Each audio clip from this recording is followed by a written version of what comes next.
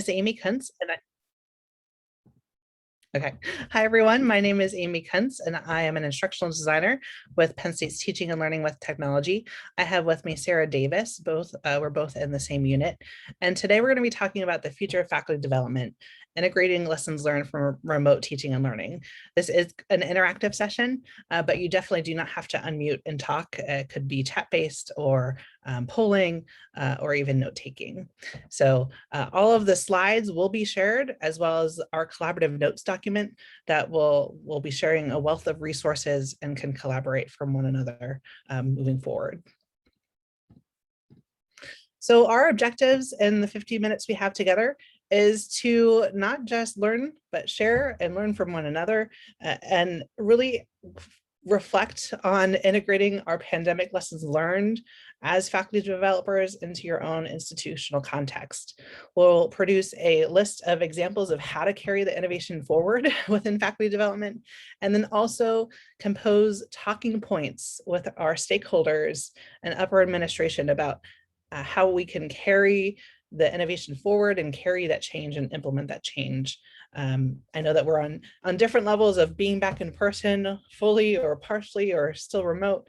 And so it might look different for each of us. So to give some context, Penn State, as of September or August, 98% of the classes were back in person. Staff is a little bit different. There were some who got approved just because of health concerns or things of that nature, as well as faculty. So that remaining 2% of courses was really for that. And so we are definitely moving to kind of back to normal, even though there is no normal. And I think that helps provide some context into the answers that we're going to be sharing as part of today. So let's dive in and talk about the opportunities from the transition to remote. For each of these, we'll give you some examples to help set the stage and to hopefully help get you comfortable in sharing out with others. And then we'll turn it around and ask you all to share via chat or our collaborative notes document that we'll share soon. So what changed and what opportunities were there? So from our perspective, we found that there was a higher focus of online synchronous. We were actually doing online synchronous a little bit prior to the pandemic. We are one university geographically dispersed. We actually have 24 campuses spread out through the state of Pennsylvania. And to give you a proximity, to drive from the eastern side of the state to the western side of the state takes about over 5 hours to give a little bit of the lay of the land. And so we really did online synchronous before, but it just really ramped up and attendance ramped up. So faculty who might have been tech sensitive before decided to give it a try, and they really liked it and have enjoyed it and like that flexibility. So even if they're at our University Park campus, the ability to not have to walk across campus to come to a session has really said this is the norm for now and probably moving forward. So the other part was our open of resources. So we are just one unit. We support all 24 of those campuses, and some campuses did not have a local instructional designer. Some did, but they were helping everyone with the pivot. And so how can we not replicate the wheel and help everyone? So we decided to have an open educational resource, which we'll show in a little bit. And to have it be open, we made sure that we had thought about accessibility because it doesn't fall under the Teach Act. It falls for copyright purposes and making sure it was 100% accessible for sure. The other two was a bigger focus on diversity, equity, and inclusion. We were starting this prior to the pandemic anyway, is to really be representative of our faculty and our students holistically, and each campus location is very unique and has a very different campus culture. And so we wanted to have everyone represented very well. And then lastly, we'll talk about this a little bit further, is an increase in quick turnaround on the feedback of sessions. So what does this look like? The first is we did a lot of sessions through Zoom, and we decided to not have a cap So we sometimes had hundreds of faculty join, but we really wanted to model the best teaching practices of being engaging. And yes, you can be engaging through Zoom. And so one way we did this was annotations, and we used the annotation feature to have them put on the slides where they thought lectures should be. Was it worthwhile to have it be synchronous in real time or asynchronous? And you can see it was kind of all across the gamut. So if you're saying, hey, this looks familiar, last year we actually put this in for one of the awards. We did not get it, which is okay, because just even being nominated is a huge honor. So just to show you what some of the animations look like in real time, this is I'll spread up and to have it be fast, but just to show you really quickly.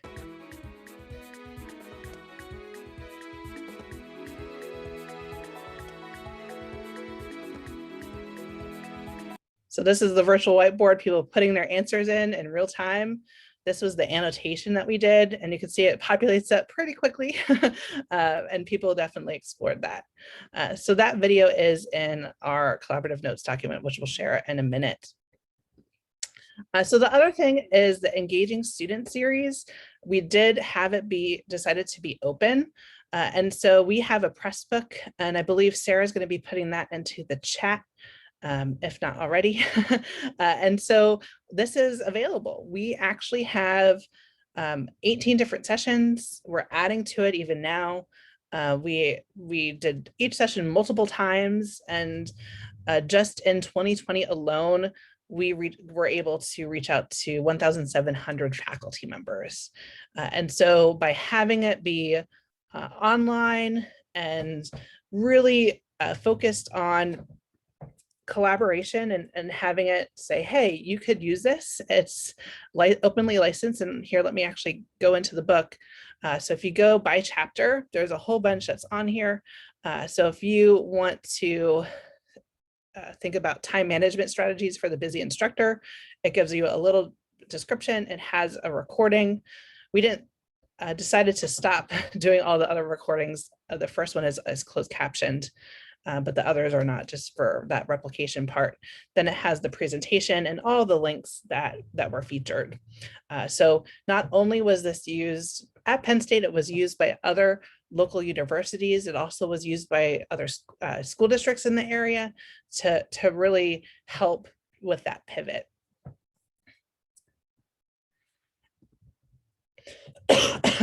So the one thing as part of this, and you'll see, and we'll touch base more later on, is we made sure that we had really good representation from a whole different imagery, whether it was photographs or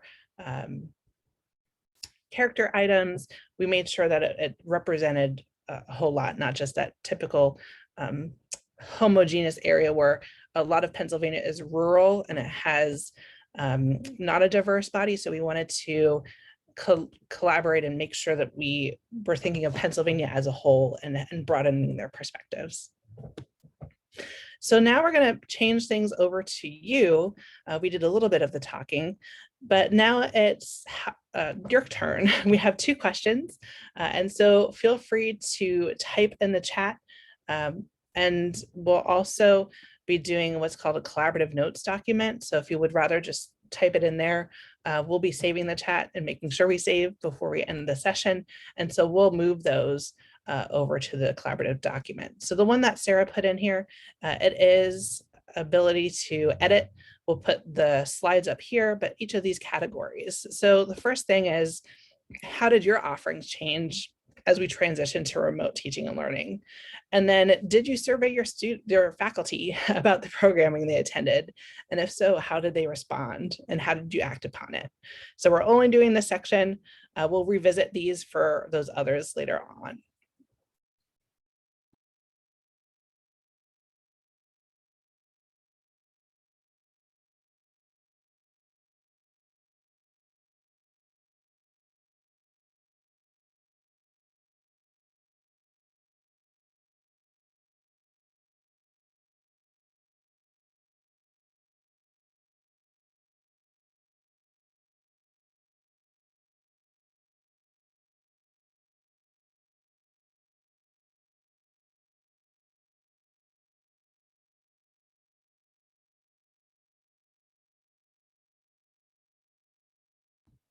And to help, I'll add a couple different lines as placeholders. If people want to go down a little bit.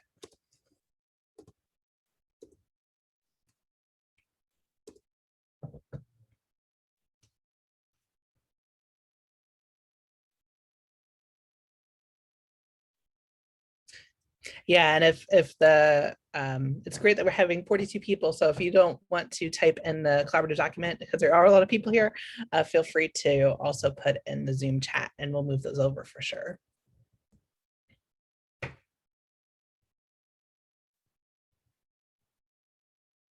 So virtual drop-in hours, I know for us, it was not work-life balance. I remember that we worked for 21 days straight and some of them were 12+ hour days, and we offered so many Zoom drop-in hours known to man. And it was amazing, and to see a large variety of skill sets. One of those, I think I'm stealing Sarah's thunder, is we had a ballroom dance instructor, and we're like, what are we going to do?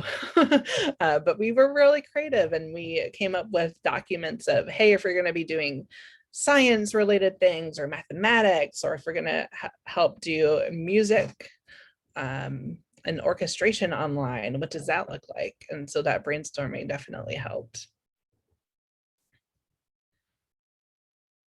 A lot of LMS offerings. Yeah, that's for sure. We tried to focus on what were like the 3 key things. So it was Canvas learning management system. We had Zoom. We actually had Zoom and Microsoft Office, but we chose Zoom because that was more familiar with faculty, and we said Kaltura. And so Kaltura was the housing of the recording. So those were like our 3 main technologies.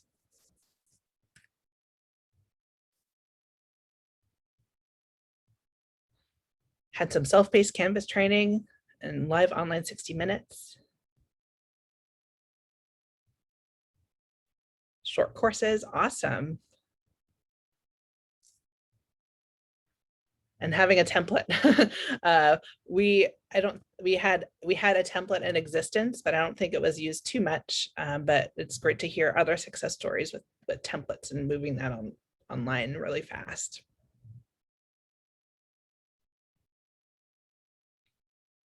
Awesome. Thank you all so much. And I know that some people worked to the second one. So I'm going to do a little bit of that, and feel free to keep chiming in while we address the next topic. But did you survey faculty about programming they attended? So we surveyed after each instructional design series, which was week long, and it got positive feedback, and it was well received. So for us at Penn State, we in the engaging student series, we made sure that we did the survey, that we looked at the data, and that way if you actually look in the press book, and there's different variations of the slides because we changed it up based upon that feedback. And one of the most important topics is, what else do you want? And that really helped inform our future offerings. Our first 4 in the engaging student series came from an initiative that we already had, well, 2 different initiatives we already had going. And so we said, well, what else are we going to quickly do? And what can we get together? And so from that 4, we've have now almost 20+ different offerings on a variety of topics. Yeah, and that's okay. No being asked to run too fast. The whole flying a plane while you're building it approach. That's what we were definitely in for sure. So now I'm going to hand things off to Sara to talk about some of our teaching strategies. So go ahead, Sara. Thank you, Amy. So the first thing that we're going to do is actually do a quick survey of you all. So what course modalities are offered at your institution for spring 2022? So Amy has a Slido link in, or a Slido QR code and a number to join the Slido on the screen. So if you could go ahead and join the Slido and answer what modalities are currently being offered at your institution.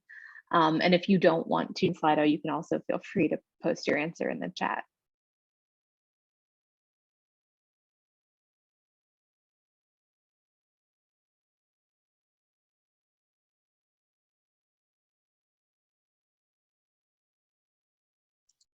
Okay, so we're seeing some answers coming in here. It looks like about half of the respondents so far said that the modalities are changing quickly. Uh, um, but our top two responses so far have been similar to pre-pandemic or created new permanent course modality offerings. And we have seen that as well at Penn State, some new opportunities for students and instructors. Okay. Seeing more of a push for face-to-face, I see the answer in chat. Yes, so that has certainly been a common response as well. We're seeing a push to return to more face-to-faces as well. So thank you all for your responses. So we want to just talk about some of the things that we saw as successful strategies from the faculty development offerings that we offered during the beginning of the pandemic. And we found that a lot of instructors were willing to adopt many of the strategies that we had listed in our sessions during the transition to remote. And they included those strategies even after the transition to remote. So they continued to use the strategies that were being used during that period and what they learned about in the Engaging Student series. So things like using chat, polling, annotations that Amy showed you earlier. We worked with faculty to focus on incorporating interactivity into synchronous online sessions, and also using universal design for learning as a framework, ensuring that students had alternate means of participation, student choice, so they could use self-paced resources, watch recordings, join online synchronous sessions, things like that. And a lot of faculty continued to use those strategies, which was great. So we wanted to ask you, what successful remote teaching strategies did you see faculty incorporate into their courses? So that's going to be what we ask you in a minute when we return to the collaborative notes, but just kind of start thinking about things that you've seen so far and how you can encourage faculty to keep using them. So the way that we've, kind of encouraged continuation, one of the strategies that we used is we were fortunate enough to work with a research and evaluation team in our department, and they conducted an IRB approved university-wide survey of both students and instructors about the challenges that they were facing during the transition to the remote period and ways that they could support them. And their findings actually encouraged faculty to continue the strategies that they were using during remote teaching, offering virtual solutions, flexible options to access content, and keeping communication channels open for longer periods of time. So the research and evaluation team, and Amy is posting some of these resources in chat, then partnered with the Office for Student Disability Resources to survey their students about their unique learning needs. And the findings indicated that the needs aligned with the students who took the community-wide teaching and learning survey. So we are able to use that information to kind of support the strategies and faculty engagement sessions that we offer, and continue to use that as we work with faculty.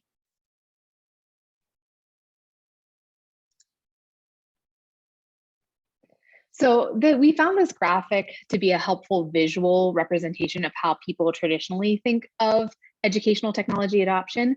But during the remote teaching period, all instructors were kind of forced into the middle area here, right? So people couldn't really continue the mainstream. Everybody had to start adopting some technology if they weren't using it already.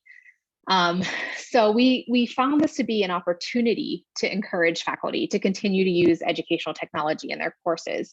As Amy mentioned earlier, again, before we had the transition to remote, we held virtual office hours where we helped faculty brainstorm some digital solutions to some of the problems that they were having for moving their course into an online format. And then a lot of those faculty then were able to keep those resources and either use them to offer an online course or continue to offer them, use those resources in their face-to-face course. So for example, we've seen a lot of 360 video, use for dissections now, and those videos remain, and the faculty are using them online. As Amy mentioned, we found a way to help a faculty who was teaching ballroom dancing create videos, tutorials, and maintain those online so that they could be used after the transition to remote period as well.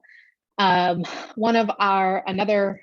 unit at Penn State, the Schreier Institute for Teaching Excellence, which is the Center for Teaching and Learning at Penn State, they offered what was called Put It Into Practice sessions. And we partnered with them, Amy and I and other people from Teaching and Learning with Technology, partnered them to help faculty who wanted to test a new technology have a space to do it the way that they wanted to do it. So could share what they were planning to do, and then we would show up, they would practice it, we would act as the students and make sure that everything was working and flowed smoothly for them. So we really had an opportunity to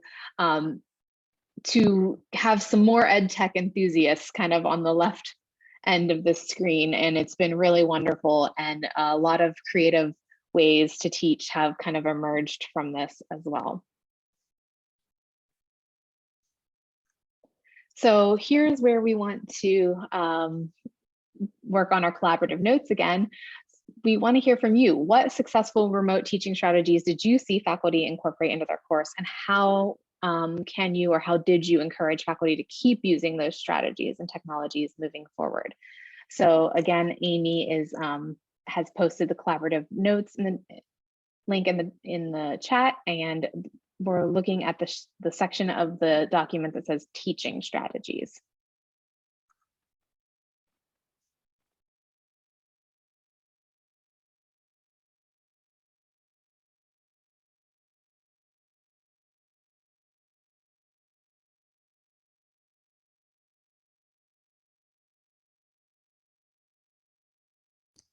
People were working ahead, which is totally fine.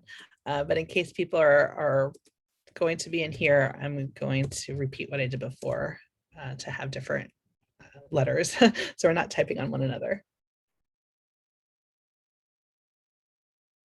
And while you're thinking and doing that, again, some of these items are linked in our slide deck, but we also have everything listed in the collaborative document, so you have it later on.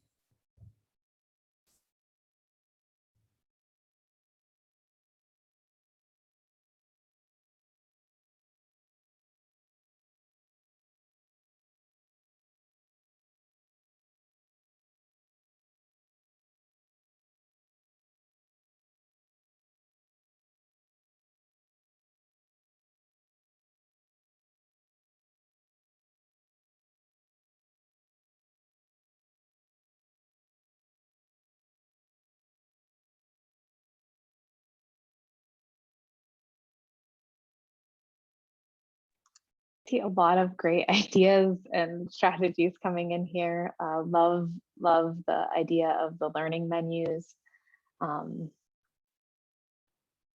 flexible options here,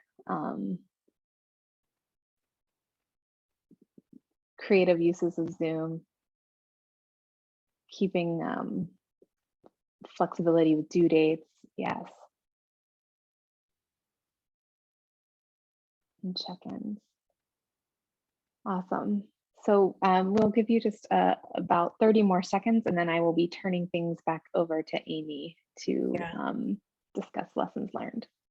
And so if you did not know about, unfortunately I had a conflict, so I couldn't attend it, but if you don't know about menus, there was the 3 p.m. workshop on a menu as an analogy for learning design. Another one that I saw recently is Northwestern University. Because of the pandemic and all of their offerings, they said, how do faculty know one thing through another? So they had the menu of appetizer as their their quick 5-minute to 30-minute sessions or consultations. They had their main dish as their core hour-long sessions. And then they had, I believe, the dessert, and this could be wrong, but dessert is kind of those ad hocs, or we could come to your specialized something, or also come to your department meeting and present to you and have a tailored session. So I really like that idea. collaborative notes, we're doing that now. So all really great things. Alternative grading setups and generous policies, contract grading and the ungrading.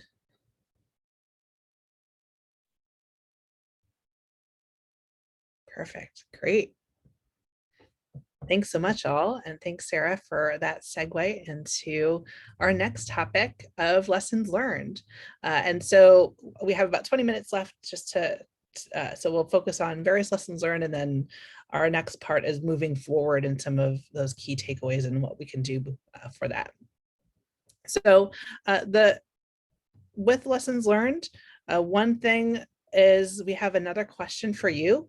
And so if you go to that Slido, knowing that many units have conferences just like this, but maybe just for your institution, have you or are you holding a conference locally since fall 2020?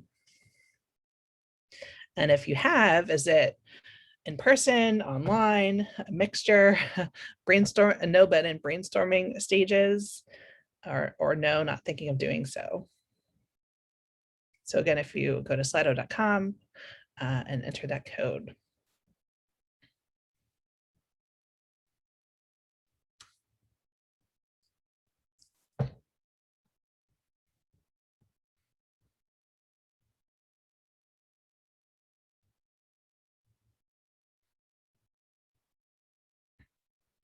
Okay, so as we're getting results in, I could tell you Penn State's journey in this. So Sara, literally March 20th-ish of 2020 was in charge of our flagship event, which is called TLT Symposium for Penn State faculty and staff. And we usually have anywhere between 500 and 700 faculty and staff that attend. And we weren't sure what to do. And so it was ordering hand sanitizers and seeing what was coming. And then we got the call that we're moving online. So the first year, it was moving it to 100% online. But because of helping out everyone else, we did it as a summer series and spread it out through the whole summer. Our next one was last year. And usually we have it in March, but we did it for May in the hopes that things might have gotten better to have it be hybrid, but it did not. So it was 100% online, but it was kind of that 2-3 day event similar to this conference. And then this year, last month, we actually did the hybrid event. And so we did hybrid for this event before in 2015 and 2016, but it was only a few sessions. It wasn't all of them. And it was something that we always wanted to do, but didn't have enough manpower or budget. And so we had no choice. And so we were going to do this on a low budget, but how do we do it hybrid?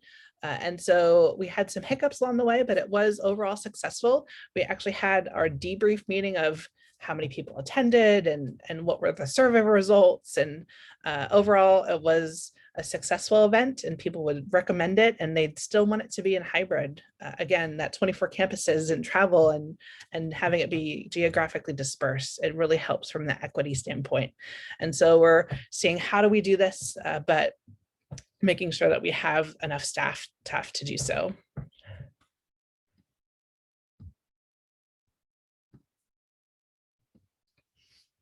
So when we think about our top lessons learned, I think for that conference, it really was making sure that people knew what was happening, they knew what they were going with and doing. So we really wanted to make sure everyone was prepared and had documentation and try to do as much as we can.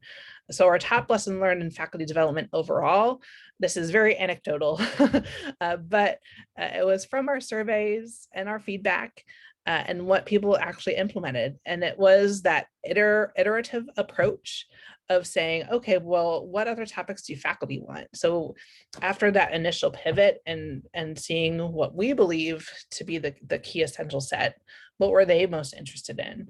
And so that was helpful and beneficial. And we do that. And that's the first thing that we look at moving forward and making sure that that's a priority in kind of our workflow. The next thing is interactivity. And we're trying to model that today. We always try to make sure within every 5 to 7 minutes, we're doing that best practice of having you all do something and be active and model that good behavior. And so I know that we had it in that video and that other one, But our other approach was what is a collaborative notes document in Google Slides. So we're using Google Docs today for our notes, but there also is Google Slides. And so you can use Microsoft Online if you want, but this is something that our students are coming from school districts that tend to use Google items. And so that way it was something easier for them. So if we modeled it with faculty, that's what they did. And then students didn't really have as much of a learning curve as if they would have for Microsoft Online. And so for this collaborative notes example, we have them come send out to breakout groups 3 times. So BOR is breakout room number 1, the first time, number 2, the second time, and number 3, the third time. So they had some questions and they could have their notes, and that way they could have their group members be the same and help with that faculty community. And what we tried to do, if we could, if we had the staff, is have an extra member to assign breakout groups by discipline. And that would, we would try to pre-plan it, but people would just show up. So we would also do it on the fly as well. And so that way it was by faculty, but maybe not at the same geographical location, but they might be teaching the same courses, and they made new connections, which was very fruitful. The other thing is that more accessible and more inclusive. So that choice of modalities. So although we're talking a little bit more about online synchronous right now, we actually have a series of what we call learning paths. And so those focus more on the technology versus the pedagogy. And so those have online sessions that are live, you can have recorded, and the learning paths are that asynchronous, self-paced manner. Something else that we really did from that initial pivot is have a lot of faculty voices. So we really wanted to have faculty examples, have quotes about their implementation, and not then slowly this past academic year, we finally said, hey, can you come to our session? But in order to be a presenter or something like that, it's a little bit of prep time. So we implemented something of the faculty guest speaker via chat. So the faculty member was not the star of the show, but they could come in, they got the slides in advance, and they would chime in as they felt appropriate and Zoom chat. And then we as the leaders of the session would say, oh, this was mentioned, or yes. And so it really helped get faculty voice in there. And it was really fruitful. We have a separate series that focuses on new faculty. And so hearing from seasoned faculty and members in their disciplines was useful in itself. And it also provided that third thing of multiple perspectives. So I'm an adjunct faculty member for 15 years. I could say I do this in my courses, or I work with faculty, but to hear it firsthand from faculty in various capacities, disciplines, backgrounds, genders, races, etc., was really important, and something that we're continuing and broadening as we speak. The next is image representation. And so if you were in my earlier session, I'm sorry for this repeat item, but I think that's so important. I have yet to have a faculty example, so I'm going to give you one from my student one. I teach online through Zoom as one of my modalities, and I had this photo, and I had a student who always had their camera on, but they came after, they turned off their camera. And then later on, they came back at the end, they waited till everyone left and turned their camera on, and they were crying. And I said, what's wrong? Well, we'll see what we could do and get you resources. And they said, I'm not crying because I'm sad. I'm crying because I'm happy, and lifted up their hands and said, I have vitiligo, and this is the first time I've been representative. And so again, Zoom, you kind of see from here up, you don't see hands. And so her vitiligo is on her hands, just as with this picture. And so it was really helpful, and she was willing to give me permission to share that in faculty development, because she said it's so important for like she didn't say these words, but it's so important for representation and seeing yourself and seeing that you're part of this and you're part of this learning community. And so that is one pillar that we really strive for. And the same thing, we want our faculty to incorporate DEIB, so we need to incorporate that. So when we Look at research. It takes more time, but make sure that the research that we're including in our faculty development has representation from diverse authors. So it takes a lot of time. We have, thankfully, a graduate assistant for our team that we just got in August. And so that's been really helpful for her to do some of that heavy lifting for us and to help in this endeavor among other things of her duties. And so that's been really useful. And so this is also a repeat. These are not in the guide yet, but I will copy and paste it over. So if you're saying, hey, that's great to say diverse research items and diverse image items, but where do we go for it? And so all of these are free, available to use, and they're different collections. So there is some that are focusing on female, some that are focused on the Latinx population, some that focus on disabilities, some, if we think about weight, there's plus size individuals here, disabled and more. And so those are all free, and they will be something that you actually don't have to cite. Most of those are Creative Commons licensed in a way that you don't have to give citations, which is always a plus as well. So they're just trying to get more representation in the community. So now we're going to chime back to you all and see what was the most important lesson learned in the aid to remote teaching and learning. And there's no right or wrong answer. It's definitely not going to, might not be research-based. It's going to be your thoughts and opinions. And then our other one is, in what ways was your pandemic faculty programming more accessible and more inclusive? And thanks, Sarah, or whoever did that ahead of time.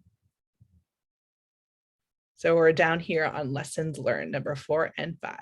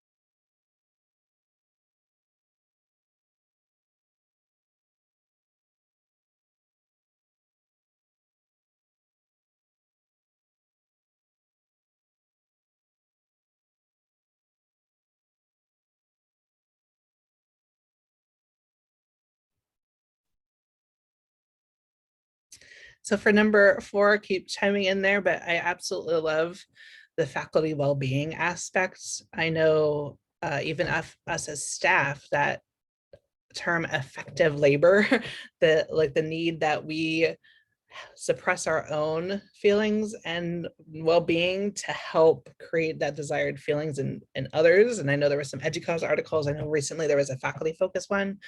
So I'll definitely put those in there. And see if you have any resources. We created kind of like a wellness guide, and we just recently created kind of a Zoom toolkit of how do you get community online, and that's the broader Penn State community. We created that together of different cross networking teams. I like the whole grassroots sharing and that perception, avoiding jargon, and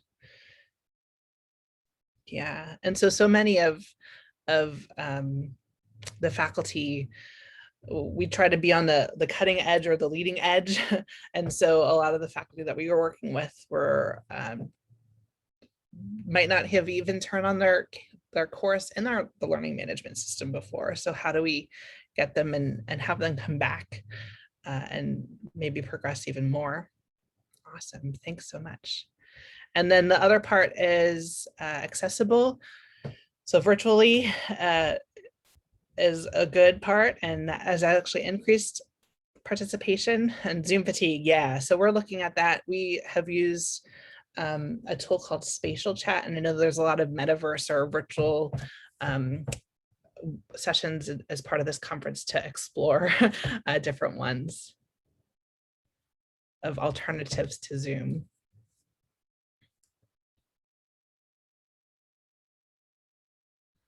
Yep, and recording is wonderful, and that way could remind it. I know I'm very thankful about the sessions being recorded today. Today was busy, but I'm planning on attending more of the other ones the other days. Awesome, thank you so much. And so now in our last 10 minutes together is to think about moving forward. Oh, thanks, Alicia and Sara for chiming in. And so thinking about moving forward, where are we going to go from here? And so one question that we have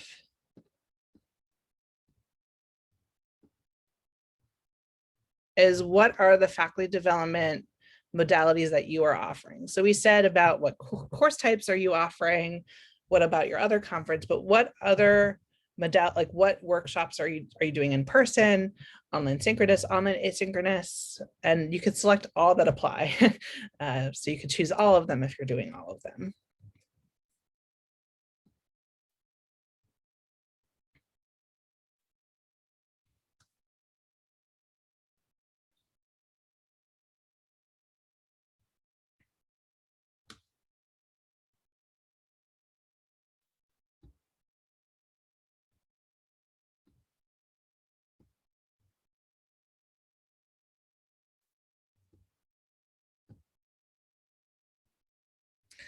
First in-person event. Good job, Karen. And Sue, great question. And feel free others to chime in. So we actually do not incentivize our faculty development. Even our projects of creating open educational resources that Sara leads. I'm in charge of what's called the Faculty Engagement Awards, which is around a theme. So last year was interactive 360 video.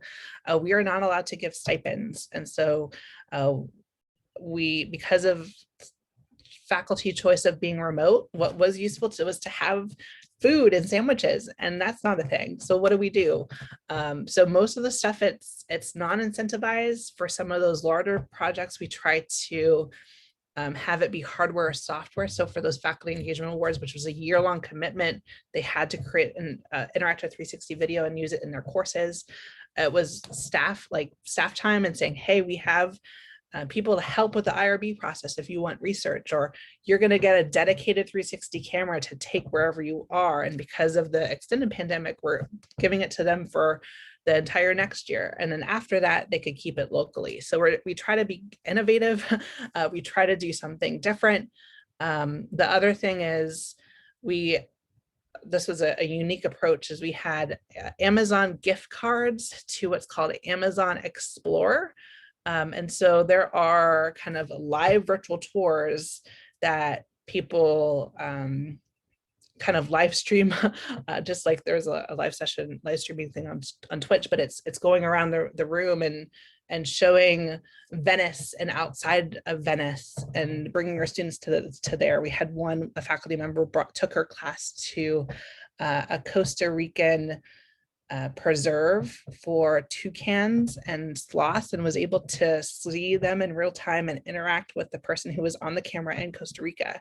So trying to be innovative and creative, but most of the faculty development, there's no incentive.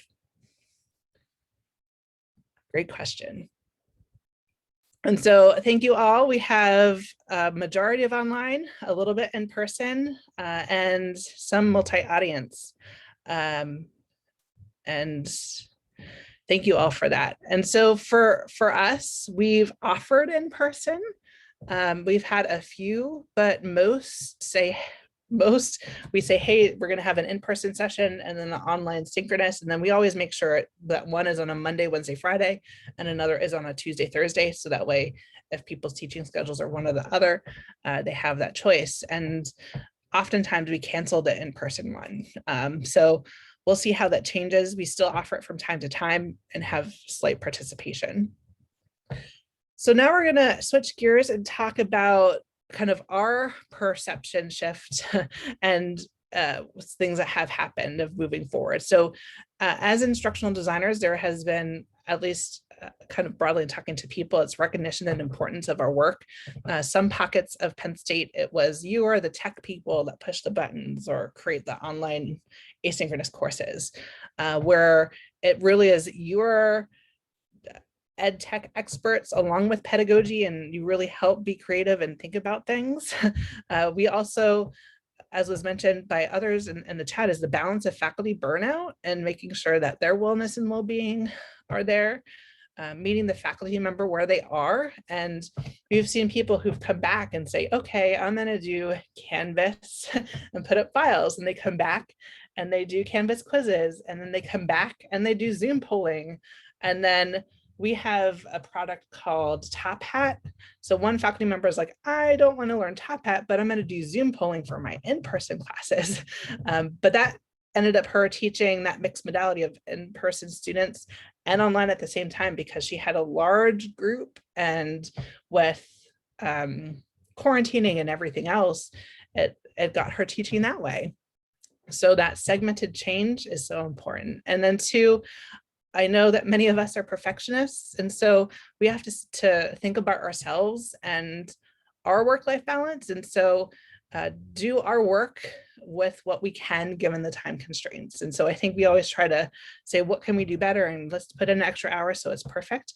But that's not always the case. So the in-person engagements, it has been low attendance, but we still doing that. We try to really enjoy the in-person opportunities with lots of fist bumps. Extra planning is worth it, especially if you have that mixed modality. And then offering those multiple options and continuing everything that with what we did. So we are going to have one last collaborative notes before we wrap things up. And then we're going to have a collaborative notes that is going to be you and kind of your homework in the future. So we'll put that in the chat. But it really focusing on is what in your work has shifted for that part, and how will your in-person engagements change as a result of what you did. And one thing that we want you to think about, and while you're putting those in there, we pre-planned all these, is think about and reflect of how are you going to carry the innovation forward, and how are you going to get buy-in to approaches. So we have that kind of pre-planned for you. It's always about the research, and that's out there. And so there's some synthesized research articles that we have to advocate all of these and priorities, and they're synthesized here all for you. We also have some additional research articles. So those are the great ways to help carry the innovation forward. We have those pre-planned for you. And the 2 minutes that we have left, is there anybody who wants to quickly chime in with how your work has shifted?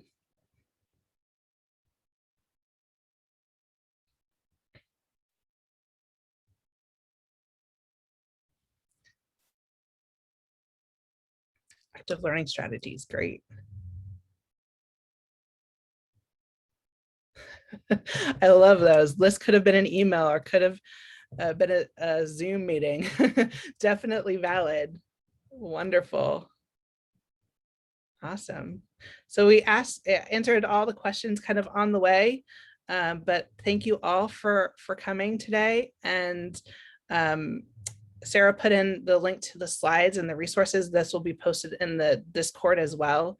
And this is our contact information. So with 1 minute to spare, if there's any remaining questions, feel free. If not, thank you all so much, and enjoy the rest of the conference. Yes, thank you for that very wonderfully interactive session. These notes were absolutely wonderful. If all the participants, if you would just take a moment to complete the session evaluation link. And if you have any questions, of course, there's the Discord channel. You can ask questions there. And as they said, you can access these wonderful resources there as well. Again, thank you so much for this presentation and everyone's participation.